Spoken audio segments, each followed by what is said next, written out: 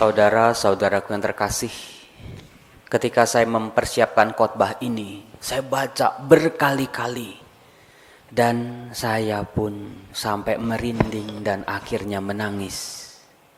Saya menangis karena saya merasakan betul-betul firman Allah sungguh-sungguh menyertai hidup kita. Allah yang tahu penderitaan kita, Allah yang tahu apa yang sedang terjadi. Di saat ini isi doa banyak orang adalah pasti mohon kesembuhan, mohon perlindungan dari wabah virus corona yang mulai menjangkiti banyak orang. Sekeluarga langsung kena, nggak pilih-pilih. Ketika saya baca Injil ini, ada tulisan, dialah yang memikul kelemahan kita dan menanggung penyakit kita. Langsung saya tertunduk, Tuhan, Tuhan, Tuhan. Kuasamu sungguh besar. Nah, saudara-saudara, apakah problemnya cuman kita sakit, mohon kesembuhan lalu sembuh? Apakah sesederhana itu iman Kristiani kita? Rupanya bacaan Injil yang kita baca berkata sesuatu yang jauh lebih dalam lagi. Sejak kemarin hari Jumat, itu bacaan Injil itu udah berubah sebetulnya. Kalau sebelum-sebelumnya panjang sekitar 2 minggu khotbah di bukit. Matius bab 5 sampai bab 7. Di situ Injil Matius menampilkan Yesus sebagai seorang guru. Itulah pengenalan pertama-tama orang-orang sekitar Yesus. Oh, dia guru karena dia mengajar, karena dia memilih murid-muridnya. Tetapi refleksi tentang Yesus sebagai seorang guru ternyata berbenturan dengan apa yang mereka alami. Kalau guru-guru yang mereka kenal hanya mengajar kebaikan, mengajar kebenaran, mengajarkan jalan-jalan Allah. Tapi Yesus beda. Mulai kita diajak untuk lebih dalam lagi. Sejak kemarin sampai hari ini dan besok Senin, Selasa, kita akan dibawa ke dalam permenungan Matius bab 8 dan bab 9, di mana di situ ditampilkan Yesus sebagai seorang tabib. Maka tidak heran ada begitu banyak kisah-kisah tentang penyembuhan. Yesus yang menyembuhkan seperti seorang tabib. Itulah pengenalan kedua yang dialami oleh orang-orang sekitar Yesus pada waktu itu. Oh, dia ternyata bukan sekedar guru, dia juga bisa menyembuhkan seperti seorang tabib. Tapi lagi-lagi problemnya sama. Nggak seperti tabib-tabib yang mereka kenal selama ini. Yesus lebih daripada seorang tabib biasa. Dia menyembuhkan secara luar biasa. Nah, di sini saya mau tunjukkan luar biasanya saudara-saudara. Kalau Anda baca kitab suci, nih saya tunjukin bukti bahwa bagian ini nih favorit saya, sampai kayak begini pokoknya.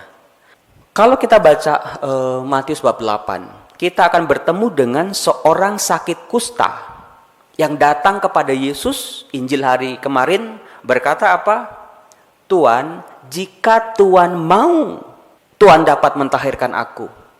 Dia nggak ngomong tuh dia sakitnya apa.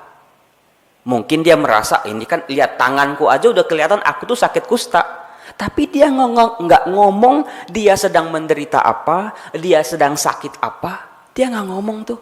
Dia cuma bilang, Tuhan jika engkau mau. Dan Yesus langsung menjawabnya, aku mau. Maka dia menjadi sembuh dan diberi tugas oleh Yesus. Tunjukkanlah dirimu kepada para imam sebagai sebuah kesaksian bagi mereka. Lalu hari ini seorang perwira, dia ngomongnya beda lagi. Tuhan, hambaku terbaring di rumah karena sakit lumpuh dan ia sangat menderita. Beda banget sama yang tadi orang kusta. Dia nggak minta nih, si perwira ini nggak minta Yesus menyembuhkan. Dia cuma memberikan sebuah informasi. Hambaku terbaring di rumah karena sakit dan dia sangat menderita. Tapi jawaban Yesus, respon Yesus, nangkep. Aku akan datang. Di balik kesembuhan si hambanya ini, ternyata kita bisa melihat sebuah kualitas, yaitu yang namanya kerendahan hati dari si perwira ini. Perwira itu di jabatan militer nggak main-main loh. Dia itu salah satu petinggi. Tapi dikatakan tadi, aku ini seorang bawahan. Waduh, itu kerendahan hati yang luar biasa, di mana kita tuh harus belajar betul-betul ketika kita berdoa. Kita itu siapa, tidak bisa memaksa kehendak Tuhan. Lalu setelah terjadi peristiwa kesembuhan dari si hamba perwira itu, ada yang namanya ibu mertua Simon Petrus, yang sama sekali nggak ngomong apa-apa, cuman terbaring aja. Tapi di situ Yesus tahu, langsung menjamah perempuan itu dan sembuh. Lagi-lagi ada sebuah elemen baru ditawarkan. Perempuan itu bangkit lalu melayani Yesus. Kemudian lebih heboh lagi, malam-malam semua orang kerasukan setan dan sakit dibawa kepada Yesus dan Yesus menyembuhkan mereka. Dan di situ ditutup dengan sebuah kesimpulan yang sangat indah buat saya, yang tadi kita katakan, dialah yang memikul kelemahan kita dan menanggung penyakit kita. Saudara-saudaraku yang terkasih, dari rangkaian kisah orang-orang sakit yang bertemu dengan Yesus lalu disembuhkan, kita bisa banyak belajar dari mereka. Yang pertama, membiarkan Tuhan intervensi dalam kehidupan kita. Ini yang kita harus banyak belajar. Bukan cuma minta, tapi Tuhan campur tangan dalam perkara-perkaraku. Campur tangan Tuhan, terlibat Tuhan dalam masalah-masalahku. Lalu yang kedua, sebuah rasa percaya. Sebuah rasa percaya yang mungkin lebih dalam daripada sekedar kata-kata. Maka tadi orang-orang yang sakit itu kata-katanya juga nggak sempurna. Doa-doa mereka juga, permohonan mereka juga nggak sempurna. Sama kayak kita, ketika kita berdoa juga bingung mau doa apa. Tapi ternyata mereka-mereka ini berhadapan dengan kemurahan hati Allah. Seringkali kita tuh dalam doa, apa sih modal kita doa? Percaya. Oke, itu setengahnya. Tapi setelah rasa percaya ada sebuah kekuatan lain lagi, yaitu kemurahan hati Allah. Mari saudara-saudaraku yang terkasih, dalam perayaan Ekaristi ini, kita mohon Allah yang murah hati, campur tangan dalam kehidupan kita sekarang ini. Yesus, Yesus, Yesus, jika Engkau mau, Engkau bisa menyembuhkan aku.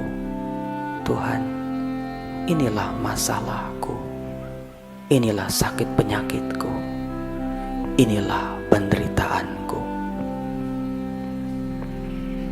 Kemuliaan kepada Bapa dan Putra dan Roh Kudus, seperti pada permulaan, sekarang, selalu, dan sepanjang segala abad. Amin. Nanti sore jam 4 sore itu ada Hope Fest. Kebetulan saya yang mengisi, berkolaborasi dengan Gregory Tan. Kalau ibu bapak tahu, Gregory Tan ini anak muda. Dia mengadakan gerakan membangun gereja-gereja, gedung-gedung gereja di daerah-daerah sejak 10 tahun lalu. Maka saya mau korek anak ini supaya bisa menginspirasi.